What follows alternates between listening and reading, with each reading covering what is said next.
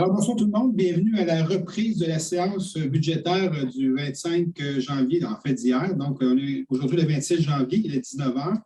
Donc, on reprend la séance. Comme je le disais hier lors de la présentation du budget, on laissait une journée aux gens pour poser leurs questions, étant donné qu'on est en période on est à huis clos à cause de la pandémie, comme vous savez. Et donc, aussi, là, je rappelle encore, la méthode qu'on a prise encore, c'est celle de l'année passée qui avait été très bien accueillie par la Commission municipale du Québec qui fait des audits un petit peu partout dans les villes sur différentes thématiques. Et nous, de notre côté, au niveau budgétaire, mais les gens de la CMQ étaient très contents de la façon qu'on avait procédé dans le passé. Donc, on a pris la même méthode de travail, étant donné qu'on est encore à huis clos. Donc, on a reçu quelques questions. J'ai besoin d'un, excusez-moi, M. Edmer, je veux pas. proposeur appuyable pour reprendre la séance. Alors, sinon, on ne peut pas la reprendre, c'est vrai, excusez-moi. Donc, il propose. Et Mario Perron, je le propose. D'accord. Sylvain Accord, je l'appuie. Oh. Donc, Mario qui propose la reprise et Joanne qui l'appuie. C'est correct? Alors, donc, merci Sophie, j'avais oublié ce point-là. Donc, alors, je vais signifier la présence de tous les gens qui sont ici. Donc, présentement, l'hôtel de ville avec moi. Il y a Mme Trottier, directrice générale. Présente. Il y a Maître Laflamme greffière. Présente. Mme Miron, notre adjointe qui s'occupe de l'enregistrement. Présente. Et en visioconférence, je vais y aller avec mon écran. Donc, ça va être plus facile comme ça. Donc, Geneviève Pelletier, directrice des finances. Présente. Il y a Mario qui est là. Présent, bonsoir. Il y a Chantal. Bonsoir, présente. Il y a Gilles. bonsoir, présent. Joanne. Bonsoir, présente. André. Bonsoir, présent. David. Bonsoir, présent. Natalia. Bonsoir, présent. Et Sylvain pour terminer. Bonsoir, présent. Donc, alors, on va y aller tout de suite avec la lecture on va faire avec les questions, qu'on puisse bien répondre à ces questions-là. Donc, il y a eu, je dirais, 6 questions, 3 questions par Mme Dandurand et 3 questions par M. Michel Vachon. Dans le cas de M. Vachon, comme je l'ai dit toujours à chaque fois, il y a plusieurs considérants, donc des commentaires. Comme vous savez, il y a un jugement, il y a plusieurs jugements sur le cas de M. Vachon pour différentes infractions et incidents. Et puis le dernier jugement nous demande de répondre à ces questions, mais non les commentaires. OK? Donc, je vais encore une fois faire abstraction des commentaires de M. Vachon qui sont encore une fois teintés de toutes sortes de petites choses. Là. Donc, alors, comme le jugement nous précise, je vais répondre à ces questions. Donc, la première question. Quel est le montant de la dette qui ne figure sur aucune des 23 diapositives de présentation du budget 2022? OK. Premièrement, je vais répondre à cette question-là. Je veux juste mentionner qu'il avait été décidé dans le passé qu'au niveau de tout ce qui a trait à la dette, de faire cette présentation-là au niveau du dépôt du rapport financier des vérificateurs. OK. Donc, ça se fait toujours au mois de mai. Donc, quand on parle de budget, c'est budget d'opération. Alors, mais quand on parle de la dette, c'est pour ça qu'il ne figure pas là, parce qu'on aime mieux attendre le dépôt du rapport financier pour parler de la dette. C'est beaucoup plus précis, consolidé avec les organismes externes et tout ça. Bon, ceci étant dit, vu que j'ai la question, mais c'est pour ça que ça ne figure pas dans la présentation budgétaire. L'année passée, on l'avait pas. Il ne figurait pas ici non plus l'année passée. En fait, on a pris la décision plutôt d'attendre le rapport financier pour parler de la dette. Là, et puis, c'était beaucoup plus précis, puis il y avait consolidé. Bon, ceci étant dit, le montant ici, c'est de 85 913 868. Ça a été calculé ici par notre équipe à l'interne, mais je vais toujours mettre un petit bémol là, avec ça, avec ce que je viens de dire. On est mieux d'attendre vraiment un rapport financier audité par nos vérificateurs là, pour avoir vraiment le montant juste. Mais c'est pas mal ça, là, mais on va revenir au mois de mai avec le montant audité au niveau des vérificateurs. Ceci étant dit, on est tous conscients que la dette, elle augmente par cause qu'on fait des investissements. Donc, je fais la relation avec la dette versus l'investissement. C'est inconstant, comme tout le monde le constate, avait un grand retard dans ses investissements au niveau routier, au niveau infrastructure. Et donc, la façon de combler ce retard-là est qu'on avait des parcs, on devait fermer les modules. On a fermé un parc à un moment donné, une année, parce qu'il n'était plus réglementaire, parce qu'on devait le refaire. On a des chalets de parc qui tombent en ruine. On avait des centres municipaux qui tombent en ruine aussi. Il y a une bibliothèque qui est en location, je vous rappelle. Hein, ça n'apparaît pas dans la dette, cette location-là, mais il fallait la payer quand même. Donc, au niveau privé, M. Caméran, André, corrigez-moi, mais même si c'est en location, c'est comptabilisé dans la dette pareil, mais ici, au municipal, on ne le fait pas, ça. Exact. Fait que, tu sais, juste lancer des chiffres comme ça, là, des fois, ça fait peur aux gens, mais il faut toujours mettre ça dans le contexte, OK? On est très conscient que la dette a augmenté parce qu'il fallait investir. Là-dedans, sur 85 millions, on a investi combien dans les rues? Tout près de 50 millions dans les rues au cours des années. Là, je donne un chiffre très brut, là, on enlève les subventions et tout ça, mais si on prend le chiffre brut, c'est des investissements qu'on a fait. Comme je l'ai dit, on avait besoin d'un nouveau centre municipal parce qu'on ne pouvait même plus sauter, faire des activités dans nos salles de peur de passer au travers le plancher. Donc, ça, ce n'est pas normal dans une ville. Il faut que la ville investisse. Donc, ce qui est arrivé, nous, au courant de toutes les années, même avant qu'on soit là, il y a eu un manque d'investissement qui a été fait. Et puis ça, en quelque part, combiné avec des gels de taxes à profusion dans le passé au courant de ces années-là, ça fait en sorte qu'il n'y a pas d'investissement, il y a un gel de taxes. Tout le monde dit, bien, la dette est basse, tout le monde se tape sa bédaine pour dire, on est bon, on est bon, on est bon.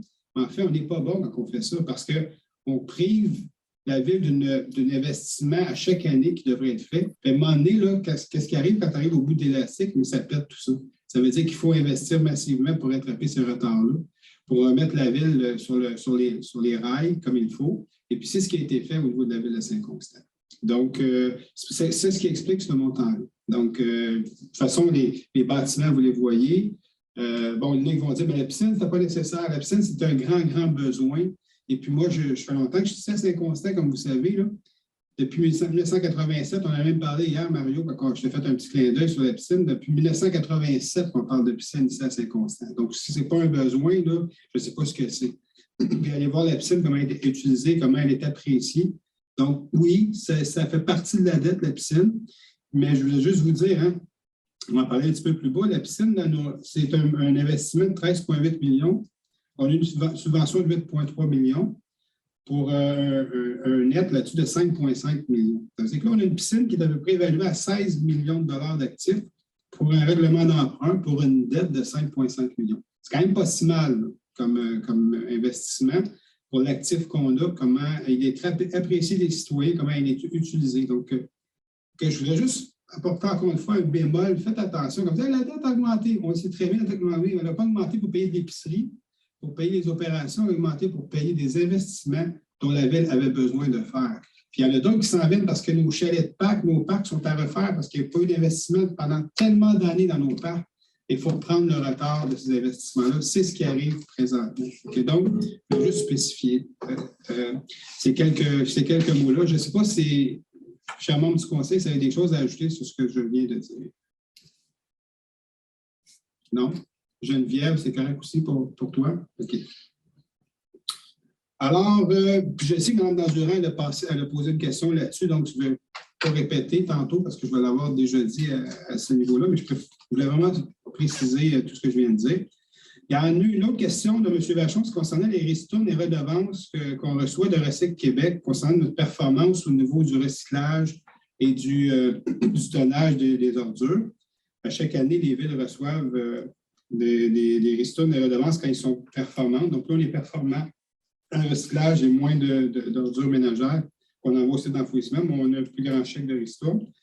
La question de M. Vachon, c'est comment se fait-il que ces sommes ne sont pas déduites de la quote-part à payer de la MRC, ordures ménagères, et en hausse de 9,1 qui, à contrario, devrait s'avérer une baisse en raison des principes des autres payeurs.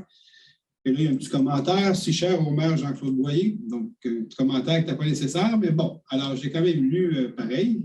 Alors, je vais juste dire là-dessus, là, puis un petit peu plus loin dans le commentaire, M. Vachon, je vais quand même faire un lien parce que c'est mêlé avec ses commentaires.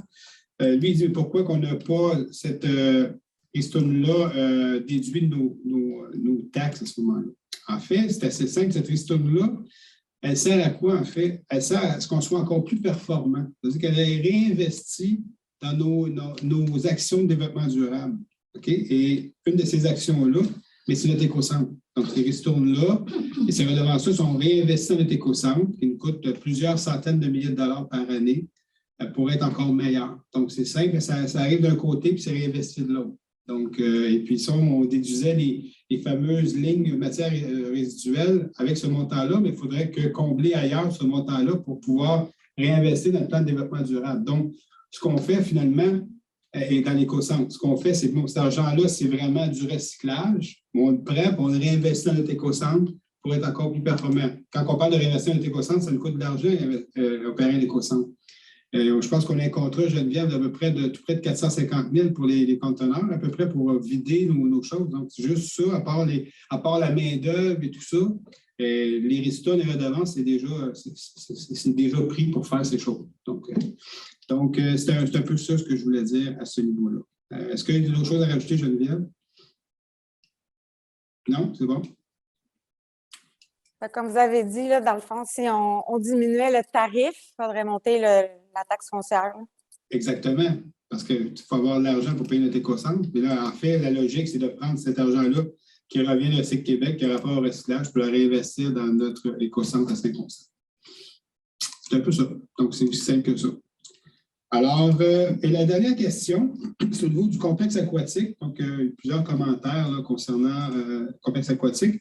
Et la question de M. Vachon, c'est à combien s'élève le montant total du budget alloué au poste de dépense du complexe aquatique de Saint-Constant, incluant le service de la dette pour l'exercice 2022? Donc, en gros, il y a une subvention, une aide financière à faire à l'OBNL. L'aide financière, c'est pour l'aider à opérer le centre de 250 000. Il y a Hydro-Québec, la ville assume, c'est son bâtiment, à peu près de 100 000. Et Énergère, au niveau du gaz naturel, Énergère ou Énergie? Énergie. Énergère, ça? C'est Énergère? OK. Je pensais que c'était Énergie, le gaz naturel de Geneviève. Oui, mais en tout cas, là, l'entente qu'on a, là, justement, parce que les troubles qu'on a eus là, pour la facturation l'année passée, là, mon contact, là, il dit tout le temps qu'il appelle d'Énergère. Ah oui? C'est vraiment énergère. Énergère? OK, mais ça, OK, mais bon, on va le vérifier, mais peu importe. Le gaz, on dit Énergère, c'est le gaz naturel, c'est ça? Oui. OK, alors ça, c'est 50 000. Donc, 250 plus 100, ça fait 350 plus 50, ça fait 400 000 d'exploitation du centre, moins un revenu de location de 209 000. On va dire, on va l'arrondir à 200 000 là, pour les besoins de la cause. Donc, ça fait un net de 200 000. C'est énergie, hein? C'est énergie, bon, oui. Exactement, c'est énergie. Alors, merci, Nancy. Alors, le net d'exploitation, c'est 200 000. Puis, le service de la dette, c'est 376 000 que ça nous coûte le bâtiment. Là. Donc, sur ce que je disais tantôt, 13,8, 8,3, 5,5 millions d'actifs, d'emprunts sur un actif de 16 millions, à peu près. Donc, le 16 millions, là, je pense que j'ai vu l'évaluation, c'est à peu près ça que le bâtiment est évalué, 16 ou 17, là, mais peut-être qu'il a augmenté avec cette année. Là.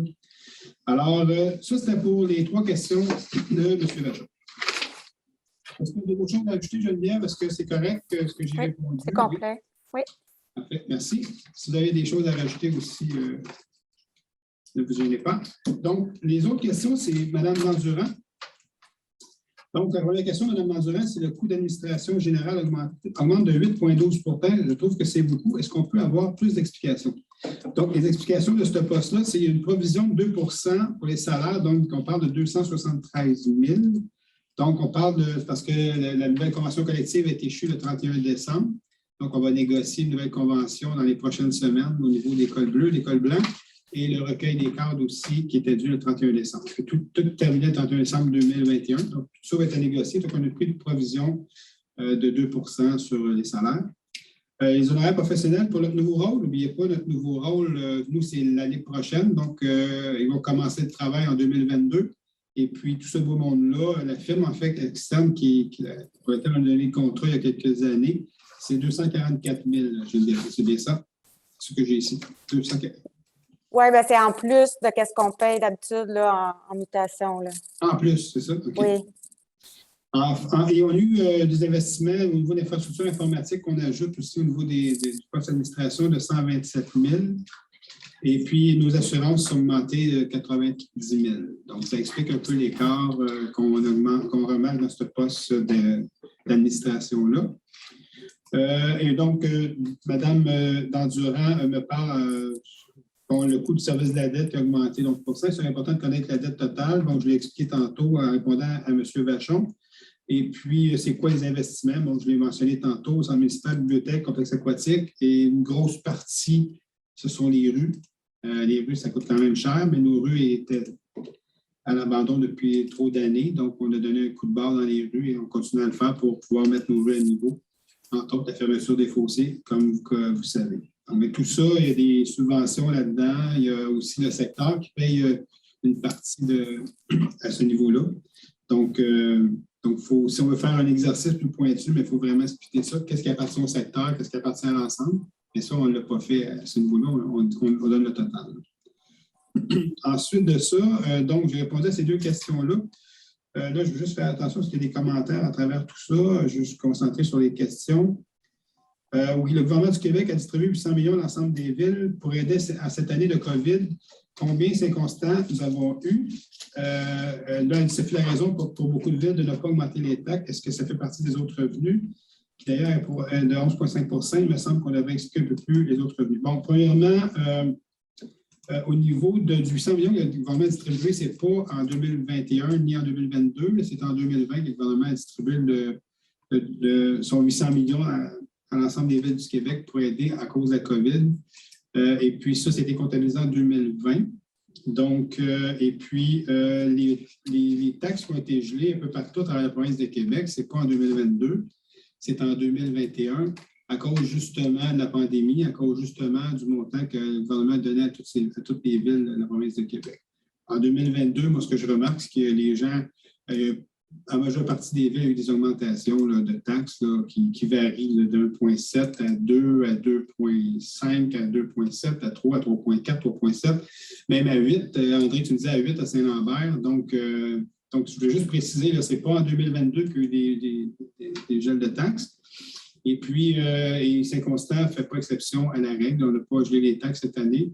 Puis, on n'a pas augmenté les taxes à outrance non plus. Le 2 % je rappelle que l'indice des prix à la consommation du Canada a augmenté de 4,7 là, et puis c'est à 5, 4,7, 5, je l'ai mentionné hier. Là, 5 à Montréal. 5 à Montréal, donc on est quand même pas mal plus bas que l'inflation. Donc, et puis, comme je l'ai dit souvent, il faut faire attention. Mme Nadja fait un petit commentaire aussi concernant le commentaire que j'ai fait au niveau des taux de taxes et comparaison avec les villes. Les taux de taxes, je disais juste ça hier parce qu'il y en a qui aiment ça aller voir après l'adoption des budgets de toutes les villes, comparer les taux de taxes. Tout ce que je voulais dire hier, c'est qu'il ne faut pas comparer les taux de taxes de toutes les villes cette année. Attendons d'arriver tous les nouveaux rôles, puis comparons après les taux de taxes. Parce que là, il y en a qui ont eu leur nouveau rôle cette année, ont baissé leur taux de taxes, comme on fait à chaque fois qu'on a un nouveau rôle. C'est ce que Saint-Constant va faire l'année prochaine aussi. Après l'année prochaine, vous comparez les taux de taxes de Saint-Constant et de partout, et même des autres villes ailleurs qui ont eu leur nouveau rôle ou qui l'auront cette année ou l'année prochaine. C'est juste ça que je voulais dire hier. Parce qu'il y a des gens qui sont vite sur les comparaisons de taux de taxes, et quand on le fait de cette façon-là, mais comme je le disais hier, on compare des pommes avec des oranges. Ça ne pas pareil, c'est pas la même couleur. On se trompe complètement dans notre analyse. Et puis, il faut faire attention aussi au niveau des augmentations de taxes. Il y a d'autres villes quand même. Là, je vais prendre une ville que j'aime prendre parce que c'est vraiment frappant, la ville de Varennes. La ville de Varennes fait des années qu'ils gèlent leurs taxes. Puis, si on était à la place de la ville de Varennes, là, tout le monde de la province de Québec, toutes les villes, je vous le dis, toutes les villes de la province de Québec qui seraient dans la situation de la ville de Varennes, gèleraient leurs taxes. Okay? La ville de Varennes, là, il ne faut jamais oublier, puis Beauharnois, ça va ressembler à ça à un moment donné, puis ça commence tranquillement à Beauharnois. Oui, acheter des terrains, à un moment donné, c'était plus long que Varennes à développer, mais Varennes, là, il y a eu des terrains d'Hydro-Québec, une opportunité incroyable en tant que ville de pouvoir acquérir à un certain prix d'immenses terrains d'Hydro-Québec pour revendre X nombre d'années plus tard à des montants extrêmement élevés en fonction du marché actuel aujourd'hui pour se bâtir un parc industriel incroyable. Donc, la ville de Varennes, non seulement quand elle vend des terrains, ça vend un terrain de 15 millions, là. On est d'accord que si Saint-Constant vendait un terrain de 15 millions, là, juste un terrain pendant là, des dizaines et des dizaines comme ça, là, on n'aurait pas besoin de faire un règlement d'emprunt, de faire nos rues, on est-tu d'accord avec ça? Il y a 15 millions qui rentrent, puis on pourrait faire nos rues. Tu sais, ça serait assez facile. Puis tu sais qu'il y en a un autre qui va rentrer peut-être dans 3-4 mois parce que tu vas avoir un terrain de 5, 6, 7, 8 millions. Puis après, qu'est-ce qui arrive sur ce terrain-là? Tu as des bâtiments de Jean Coutu et tout ça, peut-être de 100, 200 millions de valeur de bâtiments qui viennent s'installer, taxer un taux industriel qui est souvent 3 fois le taux de base d'un résidentiel. On peut-tu réaliser que ça fait beaucoup d'argent qui rentre au poste? Puis donc, c'est assez commun à ce moment-là de geler les taxes de l'ensemble des citoyens parce que c'est une action qui est beaucoup plus facile à prendre. Je rappelle que Saint-Constant n'est pas dans ce cas-là. Saint-Constant n'a pas de parc industriel. La majeure partie de la taxation, c'est le résidentiel qui le supporte. Et puis qu'on a des retards sur l'investissement de moins en moins parce qu'on a pris des bouchées doubles, triples et quadruples dans les dernières années. Mais je fais juste apporter ce point-là. Faisons attention quand on fait des comparaisons de villes. Il faut connaître les situations de chacune des villes quand on fait des comparaisons. Il faut des comparables qui se tiennent. Je ne peux pas comparer Saint-Constant à Varennes. Je ne peux pas comparer Saint-Constant à Sainte-Julie. C'est difficile, ça, de comparer ça, parce que dans le commentaire, on dit qu'on devrait regarder ailleurs. Mais si je regarde ailleurs ces villes-là, donc même Beauharnois, avec Ikea et tout ça, qui a vendu son terrain, je pense à l'époque, c'était à 11 ou 12 millions, ce terrain-là, puis il y en a d'autres à vendre. Ça va vite rentrer au poste, c'est de l'argent. Puis je suis content pour ces villes-là en passant. Je suis très, très content. Il faut se réjouir. Bien, ça fait partie de leur ADN. Ils ont eu cette opportunité-là. Ils étaient tout près des terrains d'Hydro-Québec qu'ils ont pu acheter, puis ils en profitent aujourd'hui, puis tant mieux pour ces villes-là. Mais juste apporter un bémol, faisons attention quand on se compare. Comparons-nous avec les mêmes comparables, les mêmes situations. Est-ce que la ville a investi depuis longtemps? Est-ce qu'elle a gelé ses taxes pendant longtemps puis elle n'a pas investi? Ou est-ce qu'elle pouvait geler ses taxes à cause de la situation que je viens de vous dire? Il y a plein de critères, il y a plein de choses qui viennent en ligne de compte. Donc, faisons attention. Ceci étant dit, je pense que c'est bien raisonnable à 2,05 ici à Saint-Constant. Et puis des environs. Il faut regarder nos alentours aussi. Alors, c'est ça que je peux répondre ce soir aux questions qui ont été apportées. Puis je remercie pour les questions. Et puis, c'est ça. Donc, avez-vous d'autres commentaires? Peut-être juste spécifier que le 800 millions, c'était non récurrent. Ce n'est pas un 800 millions qui revenait à chaque année. Non, même si la COVID, elle a continué. Là. Le 800 millions, c'était en 2020. C'était moi l'expression une one-shot du gouvernement, puis ça s'arrêtait là. Ce n'est pas récurrent pour personne. Alors, Jean-Claude, j'aurais rajouté, tu as parlé du nouveau rôle que nous, ce n'est pas encore en vigueur, mais ça s'en vient. Puis d'autres municipalités sont déjà avec le nouveau rôle. Ça aussi, il y a eu un gros impact depuis la COVID. Là, toutes les ventes de maisons, tout ça, on risque de le voir quand l'analyse va être faite par la firme externe, mais sûrement que ça a dû déjà se paraître beaucoup par les autres municipalités qu'ils ont eu leur nouveau rôle. Oui, ça paraît beaucoup. Je ne suis pas sûr, je pense que vous l'avez mentionné hier pour Candiac Delson. Je pense que Candiac a vu sa valeur foncière. Là, je n'ai pas les chiffres, là, mais son nouveau rôle, je pense qu'il a eu sa valeur foncière, sa richesse, son RFI, qu'on appelle la richesse foncière uniformisée, augmentée d'une shot de 6 ou 700 millions d'un coup. Ça veut dire que lui, il était à X nombre de milliards, puis il rajoute à ça, sur sa richesse foncière, 700 millions. Delson, c'est 500-600, je ne suis pas sûr, mais ça joue dans ces eaux-là aussi, Delson. Fait qu'on peut s'attendre que Saint-Constant, on va jouer aussi dans ces eaux-là l'an prochain. Tu as raison, Chantal, de le mentionner, parce que l'an prochain, nous, on a, c'est encore de la surenchère des ventes de maisons, vous savez, là, ceux qui vendent des maisons, il y a encore des prix incroyables qui se font. Fait que nous, le portrait, c'est le 1er juillet 2021, je pense. Ça veut dire qu'ils regardent ce qui s'est passé dans ça. C'est le portrait, le portrait pour les évaluateurs. Ça veut dire que les valeurs de maison, à ce moment-là, mais ça va impacter l'ensemble de nos résidences à Saint-Constant. Donc, moi, je m'attends vraiment à une augmentation de richesse foncière assez importante l'année prochaine dans le pays. Alors, ce qui termine la présentation du budget qu'on a fait hier, la période de questions, les questions qui ont été posées, qu'on a répondues. Maintenant, il reste juste à adopter le budget 2022. D'adopter les prévisions budgétaires de la Ville de Saint-Constant montrant des revenus et des dépenses de l'ordre de 52 3 451, tels que présentés. André Camiran, je le propose. David Lemelin, je l'appuie. C'est ça qui est ça pour... On n'a pas une lettre de terminer. Il faut terminer puis commencer l'autre à 7h30. Oui, c'est ça. On peut terminer celle-là. On commence l'autre tout de suite après à 7h30. Donc,